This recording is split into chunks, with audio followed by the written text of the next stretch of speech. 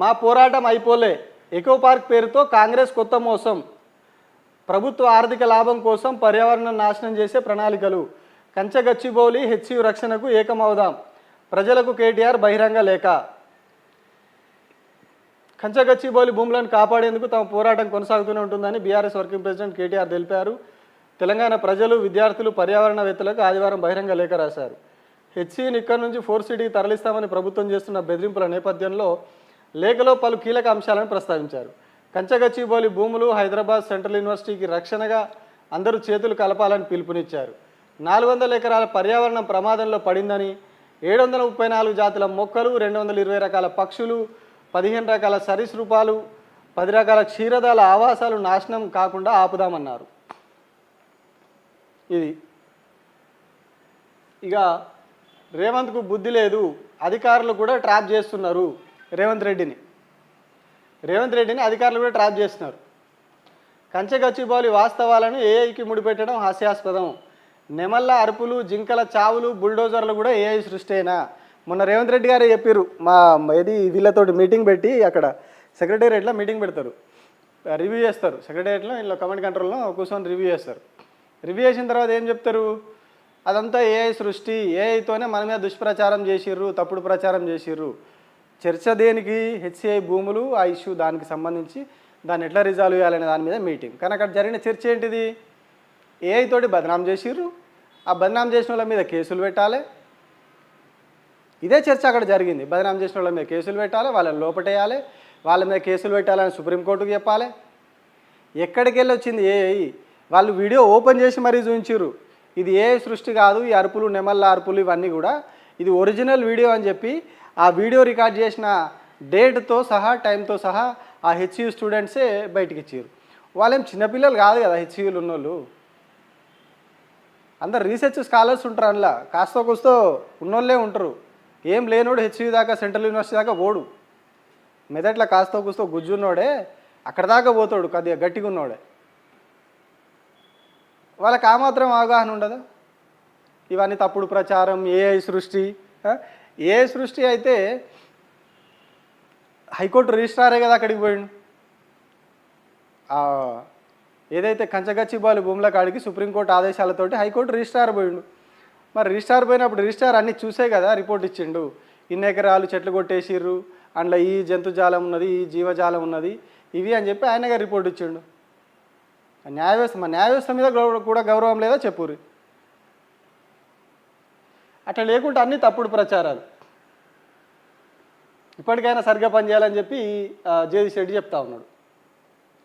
ఇక ఇంకో వార్త, ప్రభుత్వానికి కక్షే, కాళేశ్వరం పనులు చేస్తలేదు, రైతులకు నీళ్ళు ఇస్తలేదు, కాలువలు తవ్వితే ఆయకట్టుకు నీళ్లు, గోబెల్స్ ప్రచారం ఆపి కాలువలకు భూసేకరణ చేయాలి, సిద్దిపేటలో పర్యటించిన హరీష్ రావు, చౌడారంలో సాగునీళ్లు విడుదల.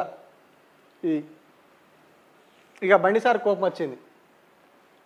రేవంత్ రబ్బర్ స్టాంపు, కేబినెట్ విస్తరణపై తుది నిర్ణయం.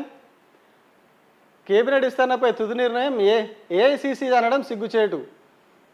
ఈసారి చెప్పొచ్చాడు. గమ్మతుంటే వీళ్ళ జాతీయ పార్టీల కథలు. ఇప్పుడు వీళ్ళు ఎట్లుంటుంది అంటే, అది సినిమాలు ఉంటుంది కదా, ఆ దొంగ దొంగ దొంగ అంటే మరి ఆడున్నోడు ఎవడు అని చెప్పి ఓ మాట అంటారు వాళ్ళు. ఏం చదివే సినిమాలో ఉంటుంది, దొంగ దొంగ అని అడుస్తూ ఉంటాడు, ఉరుకుతాడు. మరి ఈడు దొంగ అయితే మరి అక్కడున్నాడు ఎవడు అని చెప్పి ఇంకోళ్ళు అడుగుతారు. వీళ్ళు అట్లనే ఉంటుంది. ఏఐసిసి అనడం సిగ్గుచేటు. ఇక మరి వీళ్ళు ఎక్కడికి వెళ్ళి వస్తే పదవులు పాపం. రాష్ట్ర అధ్యక్షుని పెడతామని ఏడాది నుంచి అంటారు.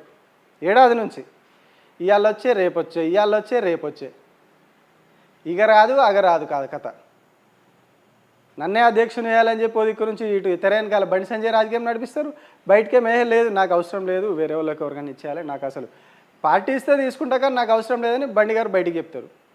ఓ దిక్కు కిషన్ రెడ్డి వర్గం, ఓ దిక్కు రాజాసింగ్ ఏమో రోజు బాంబు పేలుస్తాడు, ఆయన ఏంది ఈయన, ఆయనకి ఇచ్చేది ఏంది, పార్టీ నాశనం చేస్తున్నాడు అని. ఇంకో దిక్కు రాజాసింగ్ లొల్లి.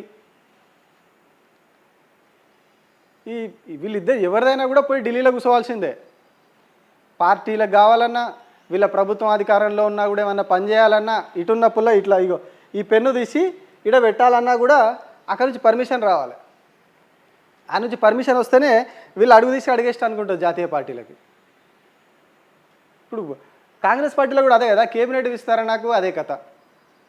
లాస్ట్ కార్పొరేషన్ పదవిలో కూడా ఎన్ని రోజులు తిరిగిరో చూసినాం మనం.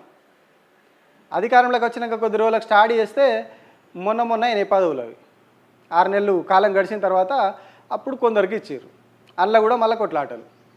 ఇప్పుడు కేబినెట్ విస్తరణ ఇవాళ అయింది రేపు అయింది ఇవాళ అయింది రేపు అయింది అని చెప్పి పోతా ఉన్నారు వస్తూ ఉన్నారు. 42 సార్లు ఢిల్లీకి పోయి వచ్చినా కూడా ఇప్పటివరకు దిగలే పంచాయతీ. ఆయనకి ఇస్తే ఈయన కోపం, ఈయనకి ఇస్తే ఆయన కోపం. ఎవరు ఎక్కడ పీక్కొని పిక్తారని ఎవరికి అర్థమవుతలేదు కాంగ్రెస్ పార్టీలో. ఎవరికి మంత్రి పదవి ఇస్తే ఎవడో అది చేసుకొని బయట కురుకుతారో తెలియని పరిస్థితి ఉన్నది. మాకే కావాలని నల్గొండలో అడుగుతారు. మళ్ళీ ఆల్రెడీ 2 ఉన్నారు. మా దగ్గర జిల్లాలో ఎవరు లేరు అని చెప్పి రంగారెడ్డి జిల్లాలో అడుగుతారు. మా జగ్గారెడ్డి గారు అయితే ఎమ్మెల్సీ పదవి కోసం తిప్పలబడితే అది లేదు. ఇక మంత్రి ఏడు అవుతాడు ఆయన. ముఖ్యమంత్రి కావాల్సిన క్యాండిడేట్ కనీసం ఎమ్మెల్సీని కూడా కాకుండా పక్కకు పెట్టారు జగ్గారెడ్డి గారిని. ఇట్లా ఒకళ్ళొక్కరికి ఏమంటారు, ఏ చిన్న పని అయినా కూడా వీళ్ళు ఢిల్లీ పోవాల్సిందే. సింగిల్ ఎవరెవరికి ఒక్కొక్కరికి వాళ్ళకి ఏ పని కావాలన్నా పోయి ఢిల్లీలో కూర్చోవాల్సిందే. అటు కాంగ్రెస్ పార్టీ అయినా అదే కథ, ఇటు బీజేపీది కూడా అదే కథ. ఇక వీళ్ళే జోగి రాసుకుంటే బూడిద రాలినట్టు ఇక వీళ్ళు కొట్టుకోవాలి కథ. ఇది మంచి గమ్మత్తుంటే అన్నట్టు వీళ్ళే. మీది ఢిల్లీ పార్టీ, ఢిల్లీలో కూర్చోవాలంటే వాళ్ళది కూడా ఢిల్లీ పార్టీ, వీళ్ళు కూడా ఢిల్లీ పార్టీ. పోయి ఆడ కూర్చుంటేనే పనులు అవుతాయి వీళ్ళకు. హైదరాబాద్లో కూర్చుంటే ఎవ్వరు కాదు, లేకుంటే 42 సార్లు ఢిల్లీకి ఎందుకు పోతారు రేవంత్ రెడ్డి? ఏ పని కావాలన్నా ఆడికి పోవాల్సిందే. ఆడికి పోతే తప్ప ఏం ఉండదు. ఇప్పుడు హెచ్సియూసీలో చూడు రాదుండ్రి, మీనాక్షి నటరాజన్ వచ్చి కూర్చుంటే తప్ప ఒక కథ ముంగడికి నడుస్తలేదు. ఆమె వచ్చి మంత్రుల కమిటీకి ఏం చేయాలో చెప్తారు. ఆమెని మేధావులు విద్యార్థులు వాళ్ళతోటి ఆమెనే కూర్చుంటారు. ఆమె ప్రభుత్వంలో మెంబర్ కాదు, ఏం కాదు. ఆమె వచ్చి అదే మళ్ళీ ఆమె వచ్చినాకనే ఆమె కూర్చుంటేనే భేటీలు అవుతాయి, మీటింగ్లు అవుతాయి. ఆమె మాట్లాడాలి, ఆమెనే రిపోర్ట్ తీసుకోవాలి, ఆమెను ఢిల్లీకి చెప్పాలి, మళ్ళీ ఢిల్లీ వాళ్ళు ఈమెకి చెప్పాలి. ఈమె ఇక్కడ గవర్నమెంట్కి చిట్టి రాసిస్తే ఈ విధానం తీసుకొచ్చి చదువుతారు. ఇది గవర్నమెంట్ పరిస్థితి. అంటే వేరే ఏం లేదు. ఇప్పుడు వీళ్ళు బీజేపీకి కాంగ్రెస్కి ఢిల్లీ ఏం చేసినా ఢిల్లీలో పడాలి. పోయి ఢిల్లీ నుంచి మనుషులు రాంది, ఢిల్లీకి మనుషులు పోంది, అడుగు ముంగట పడదు. ఇప్పుడు వీళ్ళ దానిలో అదే కథ, వాళ్ళ దానిలో అదే కథ.